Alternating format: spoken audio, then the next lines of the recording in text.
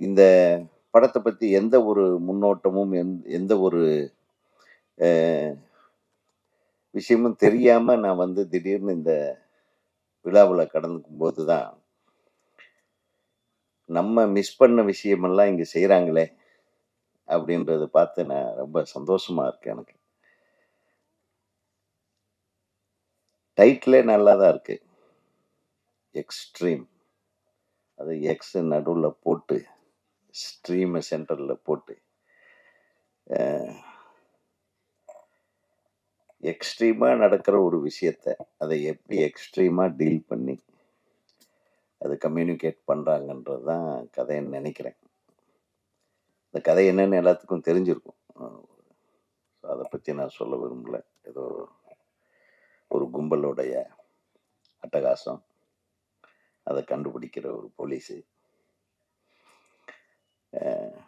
இந்த மேடையை வந்து அலங்கரித்துக் கொண்டிருக்கிற எங்கள் பிரியத்துக்குரிய அண்ணன் திரு ராஜன் சார் அவர்களுக்கு என்னுடைய மனமார்ந்த நன்றியை தெரிவிச்சுக்கிறேன். முதல்ல நீ பேசுறதா இருந்தா பேசிட்டு போடா அப்படின்ட்டாரு. ஏன்னா, அவருடைய அவருடைய வயதுக்கும், அவருடைய அனுபவத்திற்கும் அவர் ரொம்ப தூரத்துல இருந்து வர்றாரு. அது எல்லாம் மீறி ஒருத்தர் அழைச்சாங்கன்னா, அந்த வர்ற அந்த மனித நேயம் இருக்கு பாருங்க. அது சினிமா மேல இருக்கிற அவருடைய பற்று. அப்புறம் ஏதாச்சும் நடுவுல குறுக்கால நீங்க கேள்வி கேட்டு அவர் வாய கிளறி விட்டாங்கன்னா, அதனால வைக்கிறவர் பத்த வச்சுருவாரு சில விஷயங்கள. அது பத்திக்கிட்டே எரியும் ஒரு வாரத்துக்கு. உங்களுக்கெல்லாம் தீனியா இருக்கும். ஸோ அண்ணன் அவர்களுக்கு நன்றி. என்னுடைய பிரியத்துக்குரிய தம்பி பேரரசு அவர்கள். அவரும் அப்படிதான். அவரு வந்து கிட்டத்தட்ட காஞ்சிபுரம் மாவட்டத்திலிருந்து வர்றாரு. காஞ்சிபுரம் மாவட்டம்னா ஈசிஆர். ஆமா, ஈசிஆர் காஞ்சிபுரம் மாவட்டம் தானேப்பா? காஞ்சிபுரமா? செங்கல்பட்டா? செங்கல்பட்டு மாவட்டம். இன்னும் அத விட தூரம் போகும்.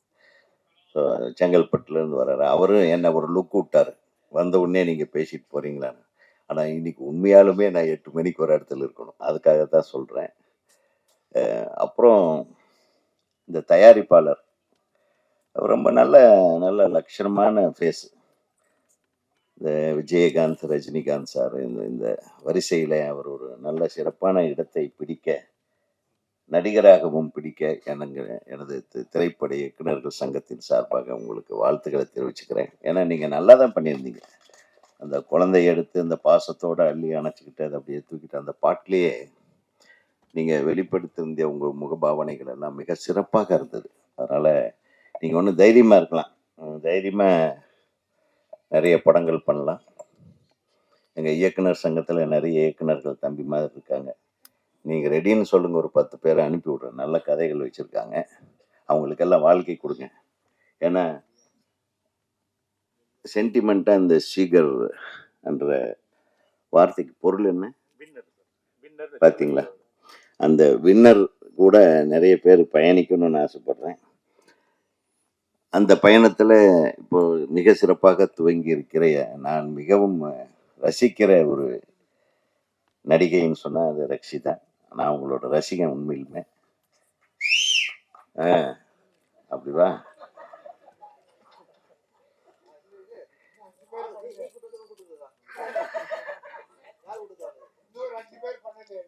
ஏன்னா நான் போன வாரம் ஒரு படம் பார்த்தேன் 4 நாளைக்கு முன்னாடி. அதுலயும் ரக்ஷிதா சூப்பரா நடிச்சிருந்தாங்க. அதாவது வெரி வெரி டிஃபரெண்ட் கேரக்டர். அது நடிக்கிறது மிகப்பெரிய தைரியம் வேணும். இது ஆக்சுவலா இவங்களுடைய ஒரிஜினல் தைரியத்தோட இதில் நடிச்சிருக்காங்க. அந்த போலீஸ் கம்பீரம், அந்த லுக்கு. பொதுவாகவே இந்த இவங்களுக்கு வந்து கண்ணழகின்னு ஒரு பேர் வைக்கலாம். அவ்வளவு அழகான கண்ணு. ரொம்ப சந்தோஷம் என் பக்கத்தில் உட்கார்ந்ததுக்கு. ஓகேவாப்பா? நான் அதுக்காக தான் வேற யாரும் உட்கார்ந்துட போறாங்களோன்ட்டு நான் அப்படியே கரெக்ட் பண்ணி வச்சுட்டே இருந்தேன். அப்புறம் பேரரசை இந்த பக்கம் உட்காந்து வச்சு உங்களுக்கெல்லாம் வந்து மகிழ்ச்சியை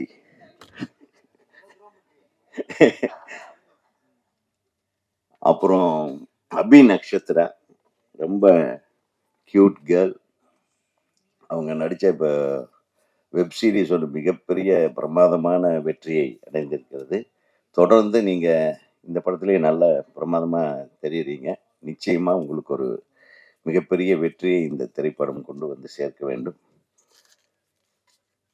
இவங்களை எல்லாம் விட நம்ம தொழில்நுட்ப கலைஞர்கள்னு பார்த்தா ரொம்ப அழகா பேசுறதுக்கு ஆரம்பிக்கிறதுக்கு முன்னாடியே முடிக்கிற ஆட்களை எல்லாம் பார்த்தோம். ஒளிப்பதிவாளர் மிக சிறப்பாக இருந்தது உங்க ஒளிப்பதிவு. எடிட்டிங் வாஸ் ரியலி குட் தம்பி. ரொம்ப ரொம்ப நல்லா பண்ணியிருந்தீங்க. ஏன்னா இந்த மாதிரி படங்கள்ல ஒரு கொகரன்சியும் வேணும், அதே மாதிரி ஒரு டெம்போவும் வேணும். மியூசிக் பிரமாதமா இருந்தது. ரீ ரெக்கார்டிங் எக்ஸ்ட்ராடினரி ரீ ரெக்கார்டிங் ஒரு இம்பேக்டை கிரியேட் பண்ணுச்சு. டெஃபினட்டா இந்த படத்துலையும் அந்த இம்பேக்ட் தொடர்ந்து வரும் அப்படின்ற ஒரு நம்பிக்கை எனக்கு இருக்கு. அப்புறம் வில்லன் எங்க ஒரு வில்லன் பின்னாடி நிக்கிற பயமா இருக்குப்பா, உட்காருப்பா.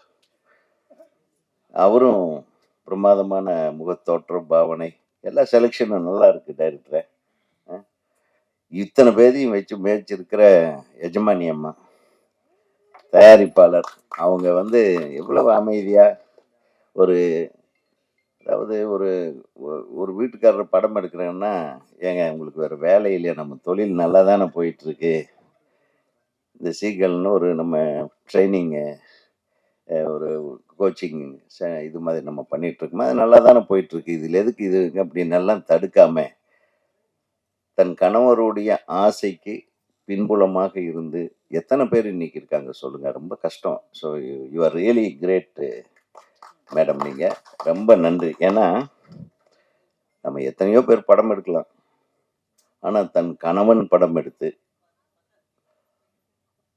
அதுலேயே அழகழகான ஹீரோயின்கள் நடிக்கிற படத்துல உங்க கணவரை ஹீரோவை வேற நடிக்க வச்சு என்ன தைரியம் உங்களுக்கு.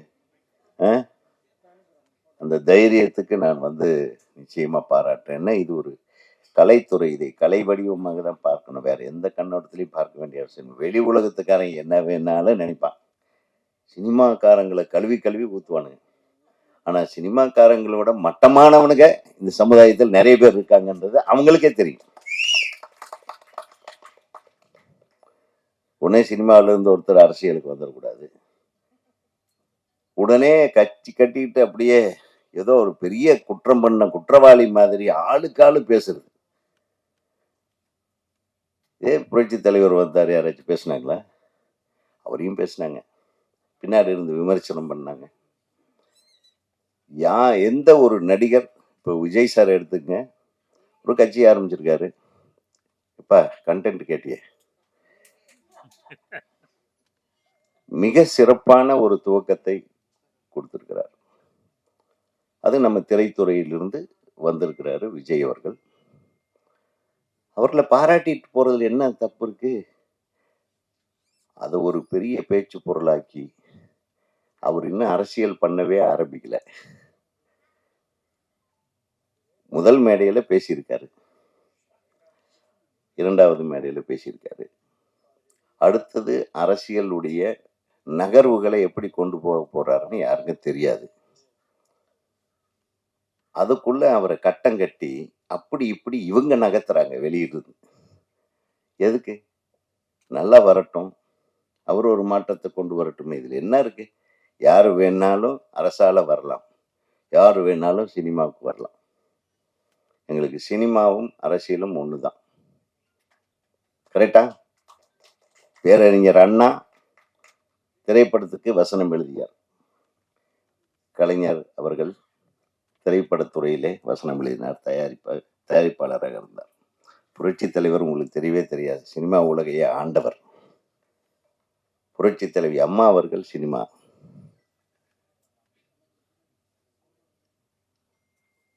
இன்றைய முதல்வர் சினிமா துறையிலிருந்து வந்தார், இன்றைய துணை முதல்வர் சினிமா துறையில் இருக்காரு. ஸோ சினிமா துறையிலிருந்து தாங்க நம்ம தமிழ்நாட்டுக்கு முதல்வர்கள் உருவாகிறார்கள். இதுல எந்த விதத்திலையும் சந்தேகம் இல்லை. வரட்டுமே, உருவாகட்டுமே. அது என்ன, வர்றதுக்கு முன்னாடியே 1008 பிரச்சனையை பண்ணி ஒருத்தர் குழப்புறதுக்குன்னே எல்லாம் ரெடியா இருக்கிறாங்க. எப்படி ஒரு சினிமா ரிலீஸ் ஆகி ஃபர்ஸ்ட் ஷோவிலேயே எல்லாத்துக்கும் குழப்புறாங்களே, அந்த மாதிரி இதையும் குழப்ப நினைக்காதீங்க.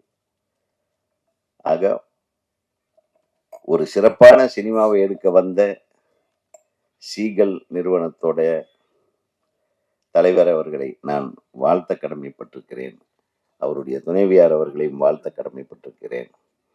இந்த திரைப்படத்தில் மிகச் சிறப்பான பங்கு, அதாவது இந்த வாரமே வந்து நமக்கு ரக்ஷிதா வாரம் அப்படின்னு கொண்டாடலாம் போல். நான் அடுத்தது உங்க படம் ஏதாச்சும் இருக்கம்மா, ஆடியோ ரிலீஸ், அதுக்கு கூப்பிட்டுரு, அதுக்கு யாராச்சும் சொல்லி ஆள் வச்சு கூப்பிட்டுருங்க. ஸோ ஒரு அருமையா வந்து ஒரு நீங்க வந்து முதல்லயே வந்து சினிமாவுக்கு வந்திருக்கணும். நீங்க சின்ன திரையிலேயே உங்களை அப்படியே கொண்டு போய் சேர்த்துட்டீங்க. நீங்க பெரிய திரைக்கு வந்திருந்தா நிறைய நடிகைகள் பயந்திருப்பாங்க. உண்மையிலுமே சொல்றேன். ஏன்னா அவ்வளவு அழகான முகம், நன்றாக நடித்திருக்கிற அந்த அந்த அந்த போஸ்லயே தெரியுது பாருங்க. அது ஒரு சிறப்பான திரைப்படத்தை நான் எதிர்பார்க்கவே இல்லை. ஒரு டைரக்டர் இவ்வளவு அழகா உன்னுடைய ஷார்ட்ஸு, இந்த கம்போசிங்கு, இந்த டைலாக்கு, இந்த ஸ்ட்ரக்சர், உன்னுடைய கிராஃப்ட்மேன்ஷிப் தெரியுது டைரக்டர் சார். ஸோ நீங்க இன்னும் திரைப்பட இயக்குனர் சங்கத்தில் உறுப்பினர் ஆயிட்டீங்களா? ஆயிடணும். நாளைக்கு ஆள் அனுப்பி கரெக்டா? நம்ம ஒவ்வொரு தடவையும் சொல்கிறேன், சங்கத்தில் சேர்ந்துட்டிங்கன்னா சங்கம் ஏதாச்சும் ஒரு பிரச்சனைன்னா உங்களுக்கு வந்து நிற்கும், இல்லைன்னா கஷ்டமாயிடும். அதனால் அவரையும் நடிகர் சங்கத்தில் உறுப்பினர் ஆக்கிருங்க, நீங்கள் இயக்குனர் சங்கத்தில் உறுப்பினர் ஆக்கிருங்க. அடுத்து தொடர்ந்து இந்த சிறிய திரைப்படங்கள்லாம் வந்து இந்த வருடம் மிகப்பெரிய வெற்றிகளை கண்டிருக்கிறது. நீங்கள் எதை பயப்படவே வேண்டாம். பெரிய பெரிய மெகா பட்ஜெட் படங்களை விட குறைந்த செலவில் எடுக்கக்கூடிய திரைப்படங்கள் எல்லாம் வெற்றி படங்களாக ஆயிருக்குன்னா, நம்ம ரசிகர்கள் வந்து எவ்வளவு அழகான ரசிகர்கள், நல்லதை ரசிக்கக்கூடிய ஒரு ஒரு அமைப்பான ரசிகர்கள் இருக்கிறார்கள் என்பதை மட்டும் தெரிந்து கொள்ள வேண்டும். அதாவது நல்ல படங்கள், நீங்க சொன்னீங்க இந்த கண்டென்ட் ஒன்று இருக்குன்னு சொல்லிட்டு, அந்த கண்டென்ட்டு நிச்சயமா ஜனங்களுக்கு ரீச் ஆகும். ஏன்னா அந்த அளவுக்கு வந்து இந்த படத்துல எனக்கு என்னமோ தோணும், இந்த படம் ஒரு பெரிய ஹிட் ஆகும், எல்லாரும் பரபரப்பா பேச வைக்கக்கூடிய ஒரு படமா இது மாறும்னு எனக்கு தோணுது. அது தோன்றதை சொல்றேன். இறைவன் அருளால் இந்த திரைப்பட தயாரிப்பாளர்களும் தொழில்நுட்ப கலைஞர்களும் இதில் நடித்திருக்கிற அனைத்து நடிகர் நடிகைகளும் நிச்சயமாக வெற்றி பெற வேண்டும். உங்கள் பாராட்டுகளை பெற வேண்டும். எங்கள் சகோதரர்கள் நல்ல விஷயத்தை வேகமாக கொண்டு போய் சேர்த்துருவாங்க. நம்ம நண்பர்கள் இல்லாத சில ஊடகங்கள் தப்பாக கொண்டு போய் சேர்ப்பாங்க, அது வேற விஷயம். அதை பற்றி எல்லாம் கவலைப்படாதீங்க. ஸோ நம்ம நண்பர்கள் நிச்சயமாக உங்களை வாழ்க வாழ்க என்று வாழ வைக்கத்தான் அவர்கள் இங்கே வந்திருக்கிறார்கள். ஆகவே அவர்களுக்கும் எனக்கு நன்றி செலுத்திக் கொண்டு என்னுடைய உரையை முடிக்கிறேன். வாழ்க, வெல்க எக்ஸ்ட்ரீம்.